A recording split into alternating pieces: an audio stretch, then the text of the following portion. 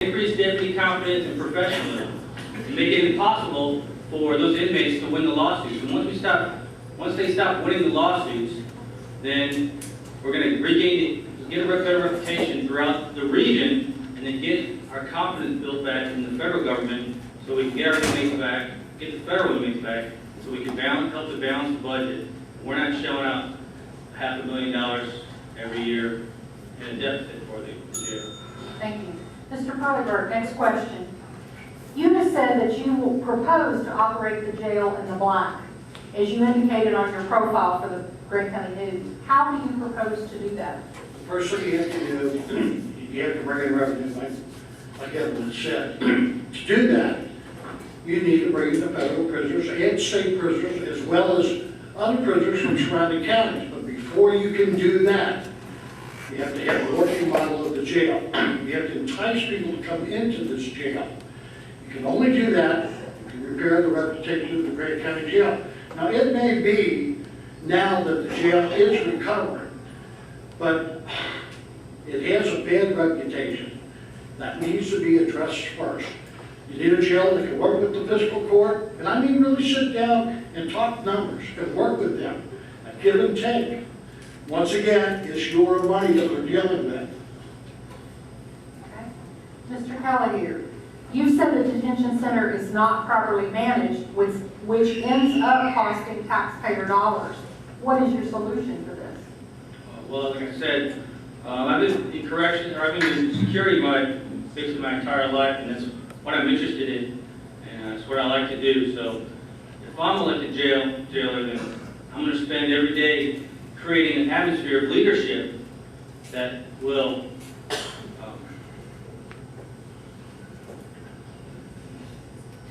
create an atmosphere of leadership to where the deputies can follow and we'll create a Okay, thanks, sir. Mr. King, does the jail budget need to be addressed, and if so, how will you address it? Does the jail budget need to be addressed, and if your answer is yes, how do you plan to address the jail budget? Address the jail problem? The jail budget, funding for the jail. Funding? Yes. Well, you need to check all the invoices and everything and just cut the cost down.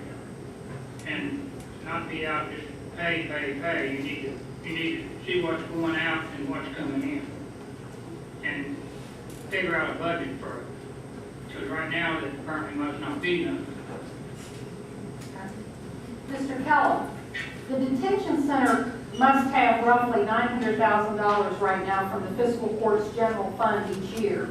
And I understand that $600,000 of that is actually... Just understand one thing, my job is to provide constitutional level care for inmates. That's first and foremost. That's required by law, and I have to do that.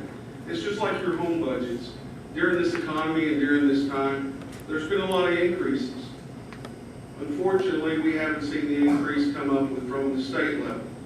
We've been required to do more things with less, as the governor said in his address. And that's filtered down to our local government here too. We're working very closely right now. We're already in conversations with the United States Marshal Service, as well as we know immigration is a big topic. And I've had conversations with ICE, Immigration Customs Enforcement, have talked with them about the potential of housing those prisoners for them. So we're already in conversations to help try to defer that cost to the county. So yes, you're right. We're in the whole $600,000 before we even start. And we've worked on new programs to initiate additional revenue coming in. We're starting to see that. Thank you, sir. Mr. Peoples, you have indicated that the budget is the most pressing issue in this race. Why and how are you going to address it? We are going to increase revenue and decrease spending. We're going to hire more part-time help and less full-time help. Each part-time deputy will save us about $16,000 a year. We need to eliminate wasteful spending. We need to quit buying new TVs for the jail. We need to quit supplying county vehicles to deputies to use as private vehicles. And we need to pursue getting the federal contract back. That is key. Mr. King, what is one issue in this particular race that you think needs to be discussed, but no one has brought it up so far? Well, one issue, I think that could bring back smoking to the jail. I think it would relieve a lot of pressure off a lot of inmates. Mr. Peoples, same question. What is the one issue in this race that you think needs to be discussed but has not been talked about so far? That's a good question, Jamie. We talked about the budget, we talked about deputy conduct, we talked about the fiscal matters. But what we need to talk about is how it affects Grant County. Grant County is a fantastic place to live, it's a fantastic place to raise our children. We need to bring the pride back to Grant County. We need to be able to hold our head up and say, yes, we're from Grant County, and we're proud to be from Grant County. And I believe that starts at the detention center. We have to fix that first. Mr. Kellum, what is the one issue in this race that you think needs to be discussed but has not been discussed so far? Let me clear one thing up right now. We don't have any current lawsuits on us right now. And as recently as March 18th of this year, Judge Dave Bunning of the federal court in Covington, Kentucky, dismissed all the frivolous lawsuits that were against us in 2005 and 2004. So I stand here today in front of you telling you we have 0 lawsuits. We have not been sued since 2005. That has not occurred. Folks, we've moved on past that. We have put things in place to help limit our civil liability. We're moving forward toward the future of what we need to do at the detention center. It is depressing to be able to sit back and listen about the past. We're moving forward. We're going to be positive about what we're doing over there. And that's one reason why I continue to run. Even though a lot of people have said I'm eligible to retire, I'm running because I want to continue forward with the positive things that we've done for the Thank you, future. sir. Thank you, sir. Mr. Furlberg, same question.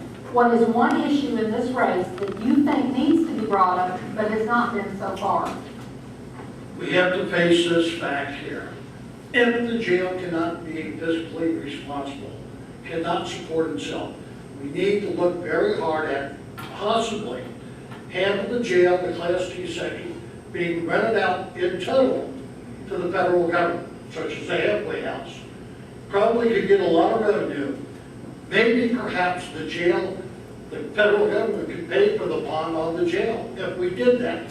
This needs to be discussed at least. Mr. Cavalier, same question. What is the one issue in the race that has not been discussed so far that you think should be?